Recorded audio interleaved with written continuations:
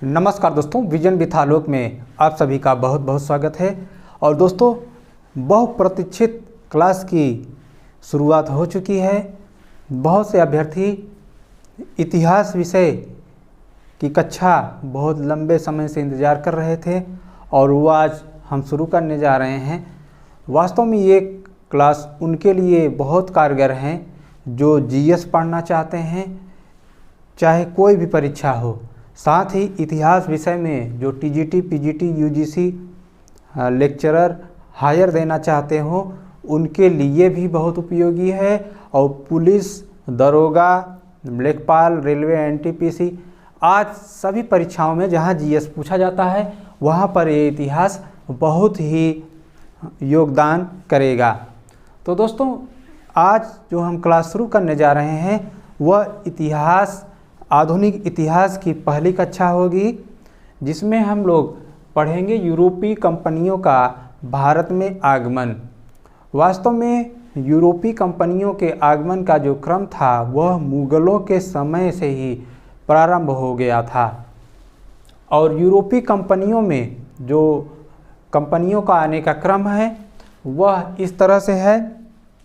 सबसे पहले पुर्तगाली आते हैं, फिर दोस्तों डच आते हैं, फिर अंग्रेज आते हैं, फिर डेनिश आते हैं और फिर फ्रांसीसी। तो इस कोड से आप बहुत अच्छे तरीके से याद कर सकते हैं। PDEDF, पुर्तगाली, Dutch, English, Danish and Francis. तो दो बार डी आ रहा है, आप कंफ्यूज हो सकते हैं सर डच और डेनिश को कैसे याद करें। तो मैं तरीका बताता हूँ। पहले पुर्तगाली हो गए, आपको मालूम है पुर्तगाली। दूसरे नंबर पे डच आएंगे, छोटा है। तीसरे नंबर पे अंग्रेज आएंगे और डेनिश शब्द बड़ा है डच से, इसलिए डेनिश अंतिम में चौथे नंबर पे आएगा। और फ्रांसीसी जो है सबसे लास्ट में आए थे। तो दोस्तों, ये आने का क्रम है। पुर्तगाली जितनी यूरोपीय कंपनियां हैं इसी सीक्वेंस से भारत में आए थे। तो इस क्रम में जो सबसे पहले पुर्तगाली आए थे, इन्हीं पुर्तगालियों से हम शुरुआत करेंगे। पहली क्लास पुर्तगालियों का भारत में कैसे आगमन होता है, उनकी क्या उपलब्धियां हैं, उन्होंने कौन कौन से कार्य किए जो आपकी परीक्षा में आने वाले हैं, उसके बारे में अध्ययन करेंगे।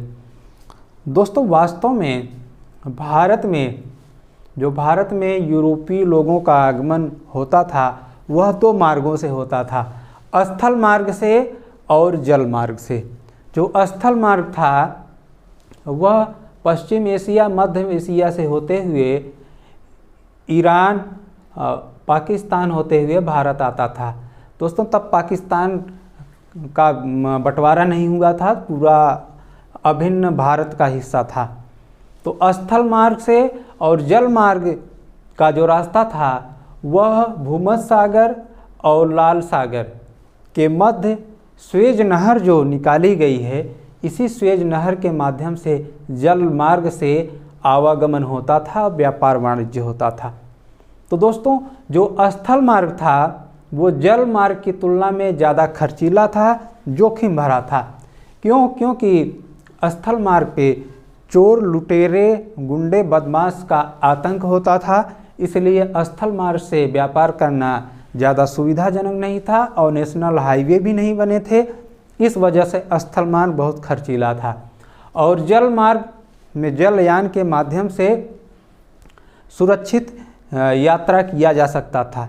लेकिन दोस्तों, इसी समय एक घटना घटित होती है।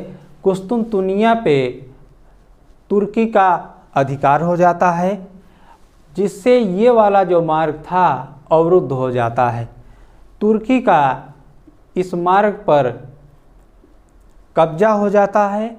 इससे जो यूरोपीय कंपनियां थीं उन्हें जल मार्ग में आने वाला रास्ता बंद हो जाता है। तो इसी मध्य यूरोपीय लोगों में खलबली मच गई कि अब हम पूरब की ओर, भारत सहित पूरब की ओर किस मार्ग से आएंगे, तो पुर्तगाली राजकुमार हेनरी द नेविगेटर ने एक कार्य किया, दिशा सूचक यंत्र की खोज किया। इससे जो है समुद्री यात्रा बहुत आसान हो गई। तो पुर्तगाली राजकुमार जो हेनरी द नेविगेटर था वो खोजी प्रवृत्ति का था। इसने जैसे ही दिशा सूचक यंत्र की खोज की, समुद्री यात्रा करना आसान हुआ। इसी क्रम में 1486 ईस्वी में बार्थोलोमियो डियाज पूर्वी देशों में भारत में आना चाह रहा था, लेकिन दोस्तों बार्थोलोमियो डियाज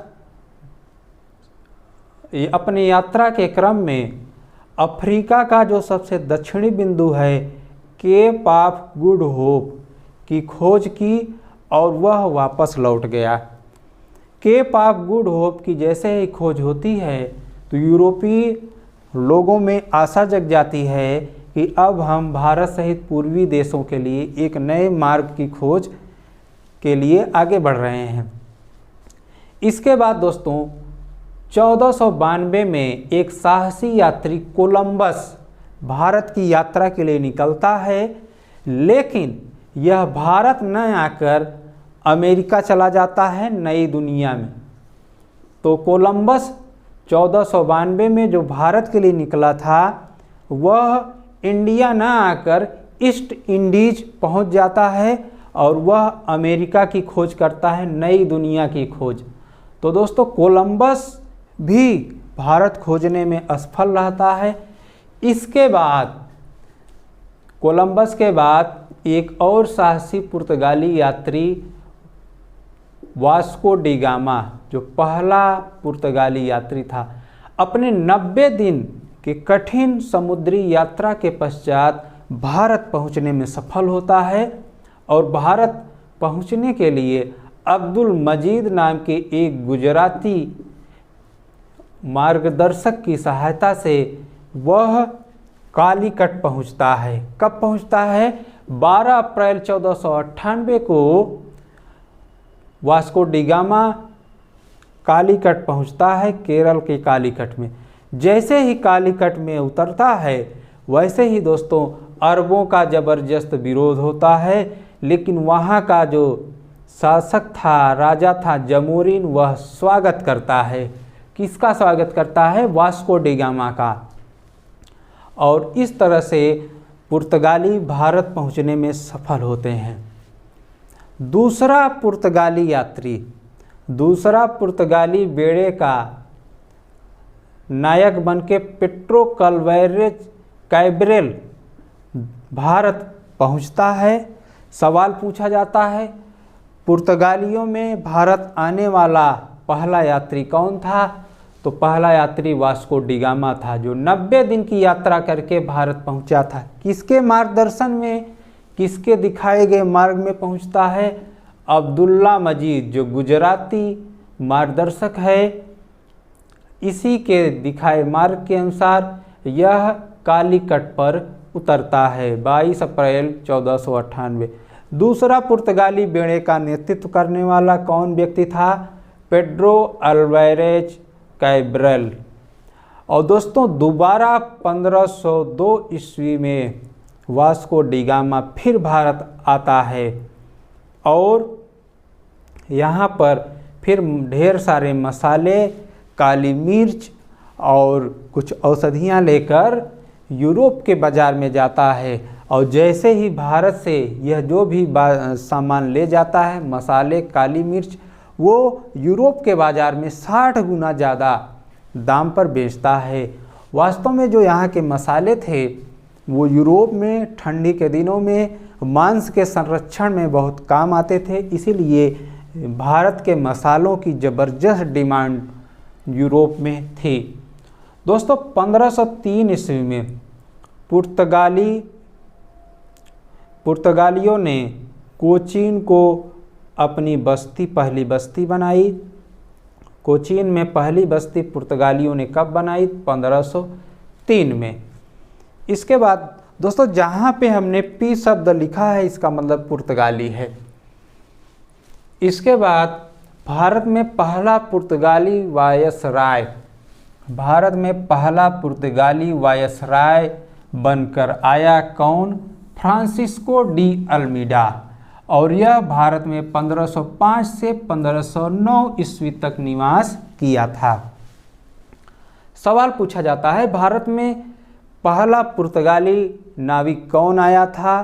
तो वास्को डी गामा आया था। भारत में पहला पुर्तगाली वायसराय या गवर्नर बनकर कौन आया था? फ्रांसिस्को डी अल्मीडा, जो 1505 से 1509 ईस्वी तक रहा। इम्पॉर्टेंट है डेट। और यही फ्रांसिस्को अल्मीडा ने तुर्की और मिस्र की संयुक्त सेना को हरा दिया था और द्वीप को जीत लिया था। द्वीप जो एक प्रांत था भारत का, उसको जीतने का कार्य फ्रांसिस्को डी अल्मीडा ने किया था। और दोस्तों यही वो अल्मीडा है जिसने भारत में नीले जल की नीति को अपनाया था। नीले समुद्र की नीति या नीले जल की नीति को फ्रांसिस्को डी अल्मीडा ने अपनाया था। इसे अंग्रेजी में ब्लू वाटर पॉलिसी भी कहते हैं। इसका जन्मदाता अल्मीडा था। दोस्तों 1503 ईस्वी में अल्फांसो अल्बुकर्क स्क्वाड्रन कमांडर बनकर भारत आया, जो 1509 में गवर्नर बन गया। दोस्तों ध्यान देने वाली बात है, अल्बुकर्क जो दूसरा गवर्नर था, फ्रांसिस्को अल्मीडा जो भारत में पहला गवर्नर था, अल्बुकर्क फ्रांसिस्को अल्मीडा से पहले आ गया था। टाइम आप देखेंगे 1505 में अल्मीडा आता है, 1503 में ही अल्बुकर्क आ गया, लेकिन अल्बुकर्क स्क्वाड्रन कमांडर बनकर आया था। बाद में प्रमोट होके 1509 में यह गवर्नर बन जाता है, भारत का दूसरा गवर्नर जनरल, पुर्तगालियों का भारत में दूसरा गवर्नर जनरल। और ये अल्बुकर्क भारत में पुर्तगाली साम्राज्य का वास्तविक संस्थापक भी था। पुर्तगाली साम्राज्य का वास्तविक संस्थापक वास्तव में अल्बुकर्क ही था, जिसने बीजापुर के शासक यूसुफ आदिल शाह से गोवा बंदरगाह छीन लिया था। कब? 1511 ईस्वी में। अल्बुकर्क ही था जिसने बीजापुर के शासक यूसुफ आदिल शाह से गोवा बंदरगाह को छीन लिया था और मलक्का पर अधिकार कर लिया था।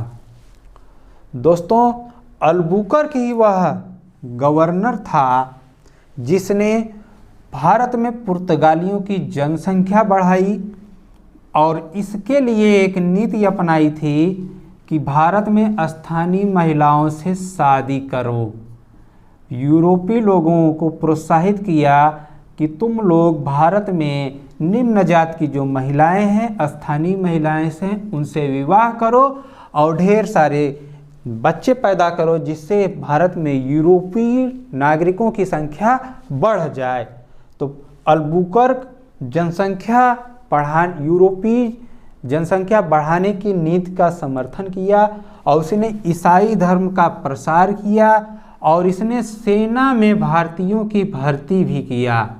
तो सेना में भारतीय लोगों की भर्ती करने वाला गवर्नर अल्बुकर्क ही था। इसीलिए वास्तविक तौर पे पुर्तगाली साम्राज्य का निर्माता माना जाता है अल्बुकर्क। दोस्तों पुर्तगाली गवर्नर जो बाद में आया था, नूनू डी कून्हा ने 1530 ईस्वी में कोचीन की जगह गोवा को राजधानी बना दिया था। पुर्तगाली गवर्नर नूनू डी कून्हा ने 1530 ईस्वी में कोचीन के बजाय गोवा को राजधानी बना दिया। और दोस्तों पुर्तगालियों ने भारत में तमिलनाडु का ये कोरोमंडल तट जो है, तमिलनाडु के कोरोमंडल तट को पुर्तगालियों ने सूती वस्त्र निर्यात का गढ़ बना दिया था।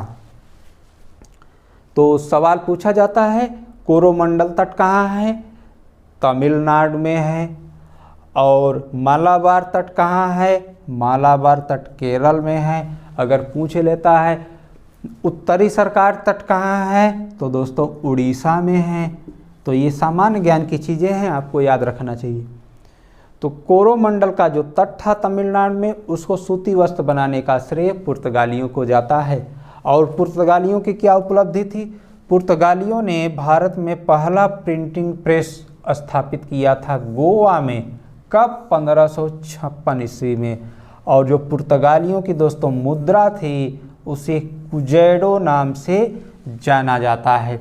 और पुर्तगालियों ने स्थापत्य कला के क्षेत्र में गोथिक कला शैली का विकास किया था। कौन सी कला? गोथिक कला शैली का विकास किसने किया?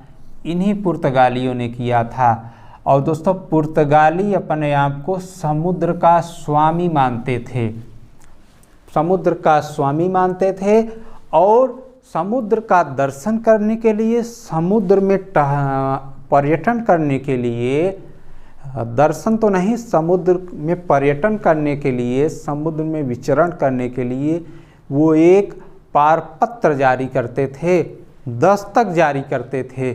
तो दोस्तों आप मुग़लों में अगर पढ़ेंगे तो मुग़ल बादशाह अकबर ने अपनी गुजरात विजय के समय पहली बार समुद्र का दर्शन किया था। और यही पुर्तगाली थे जिन्होंने समुद्र में पर्यटन करने के लिए, विचरण करने के लिए अकबर को पारपत्र जारी किया था, एक दस्तावेज जारी किया था। इस तरह से पुर्तगाली अपने आप को समुद्र का स्वामी मानते थे। तो समुद्र का स्वामी मानते थे, वो अपने आप को समुद्र का बादशाह मानते थे। तो दोस्तों इस तरह से हमने पुर्तगालियों के आगमन और उनकी उपलब्धियों का वर्णन किया। एक चीज़ और ध्यान रखिए दोस्तों, पुर्तगाली भारत में सबसे पहले आए थे और सबसे बाद में गए थे। ये आने का क्रम फ्रांसीसी बाद में आए जरूर थे लास्ट में, लेकिन भारत से सबसे लास्ट में जाने वाले व्यक्ति यही पुर्तगाली ही थे। आपको याद होगा गोवा मुक्ति संग्राम 1961-62 के समय की बात है। उस समय पुर्तगाली भारत से वापस गए थे। आज़ादी के बाद उन्होंने हिंदुस्तान की ज़मीन को छोड़ा था और उसे हड़पा था। कब? आप देख रहे हैं। तो दोस्तों उम्मीद करता हूँ ये लेक्चर आपको पसंद आया होगा। इसी के साथ वीडियो को लाइक करिए, सब्सक्राइब कर लीजिए, शेयर और कमेंट्स भी करिए।